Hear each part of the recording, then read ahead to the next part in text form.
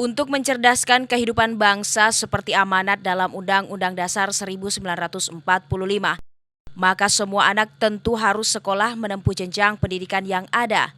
Hal ini juga untuk mendukung program revolusi pendidikan agar terbentuk generasi cerdas dan berakhlak dan berkarakter baik untuk masa depan bangsa.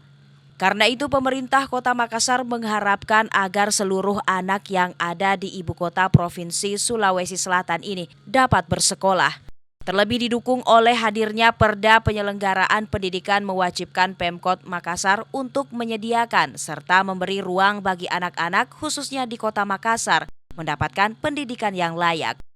Hal ini disampaikan oleh Asisten 3 Kota Makassar Muhammad Mario Said dalam musrenreng yang digelar oleh Kecamatan Makassar pada Kamis 26 Januari 2023. Ya, selain daripada infrastruktur barangkali, tadi juga sudah disinggung oleh Pak Camat, ya non fisik juga harus sangat penting kita lakukan. Bagaimana anak kita yang tidak sekolah?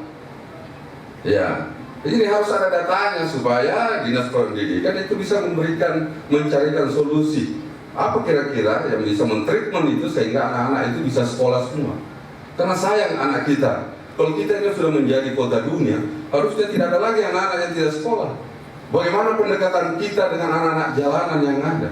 Ini perlu approach yang khusus dari pemerintah. Dan itu jangan bosan-bosan, karena menghadapi mereka memang biasa pikirannya Abu Nawas, apa segala macam, jawabannya Abu Nawas, begitu barangkali Pak Kapolseknya dan Pak Danram.